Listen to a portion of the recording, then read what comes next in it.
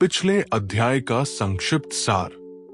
आरव मोरेटी को एक रहस्यमयी बूढ़े आदमी से पता चला कि उसकी बहन मेलिसा मोरेटी के लापता होने के पीछे रहस्यमयी संगठन का हाथ हो सकता है।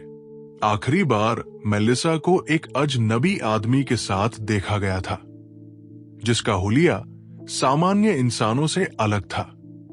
अब आरव को इस आदमी को ढूंढना था ताकि वो अपनी बहन का कोई सुराग पा सके। रात अभी भी गहरी थी। तेजपुर नगर के कोहरे भरे रास्तों पर आरव अकेला चल रहा था। उसकी जेब में वो कागज था जो उस बूढ़े आदमी ने उसे दिया था। मुझे उस आदमी को खोजना होगा जिसने मेलिसा को आखिरी बार देखा था। लेकिन सवाल यह था कि वो कहां से शुरू करे।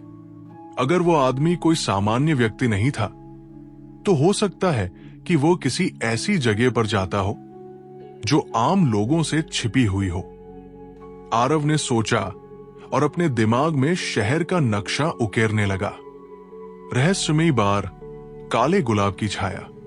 अचानक उसे एक पुरानी अफवाह याद आई। शहर के पुराने इलाके में एक गुप्त बार था जिसका नाम था काले गुलाब की छाया। कहा जाता था कि वहां सिर्फ वही लोग जा सकते थे जो इस दुनिया के अंधेरे रहस्यों को जानते थे। शायद वो अजनबी वहां आता हो। आरव ने तुरंत उस इलाके की ओर कदम बढ़ाए। बार के अंदर गली के सबसे कोने में एक पुराना टूटा फूटा दरवाजा था। आरव ने हल्के से उसे धक्का दिया। अंदर जाते ही माहौल पूरी तरह बदल गया। हल्की रहस्यमयी रोशनी में डूबी जगह, धीमे सुरों में बजता अजीब संगीत और कोनों में बैठे लोग जो किसी आम बार के ग्राहकों की तरह नहीं लग रहे थे। यहां कुछ तो अलग है। आरव ने एक कोने में जगह ली और माहौल का जायजा लेने लगा। फिर उसने उसे देखा। अजनबी आदमी। बार के सबसे अंधेरे कोने में एक लंबा आदमी बैठा था। वो काले रंग का लंबा कोट पहने हुए था। उसकी टोपी उसकी आंखों को छुपा रही थी और उसके हाथों पर चमड़े के दस्ताने थे। लेकिन सबसे अजीब बात यह थी कि उसके चारों ओर का माहौल ठंडा सा महसूस हो रहा था, जैसे वहां की हवा दूसरों से अलग थी। आरव ने गहरी सांस ली और धीरे धीरे उसके पास गया। क्या मैं यहां बैठ सकता हूं? उसने सामान्य आवाज में पूछा। आदमी ने सिर उठाया।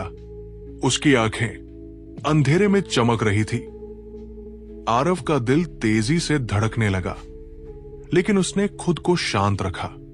अगर तुम बैठने आए हो तो कुछ कहना भी होगा। आदमी की आवाज गहरी और ठंडी थी। आरव ने बिना समय गवाए सीधे सवाल किया। मेलिसा मोरेटी। अचानक आदमी की आंखों में हल्की सी चमक बढ़ गई। तो तुमने आखिर मेरा नाम ले ही लिया। आरव ने उसे ध्यान से देखा। तुम्हें पता है कि मैं किस बारे में बात कर रहा हूं, है ना? आदमी हल्के से मुस्कुराया। हो सकता है, लेकिन इस तरह सीधे नाम लेकर कुछ हासिल नहीं कर पाओगे। आरव ने गहरी सांस ली। मुझे जवाब चाहिए। मेरी बहन कहाँ है?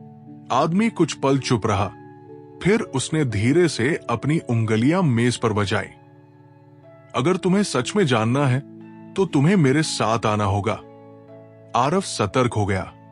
किधर? आदमी ने हल्की मुस्कान के साथ कहा। रहस्यों की असली दुनिया में। आरव की रीढ़ में एक सिहरन दौड़ गई।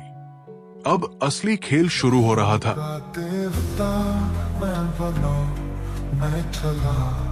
सपनों के परे भी है एक नई दिशा।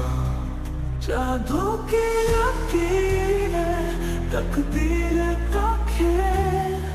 क्या मैं ही हूँ सच्चाई का मैं?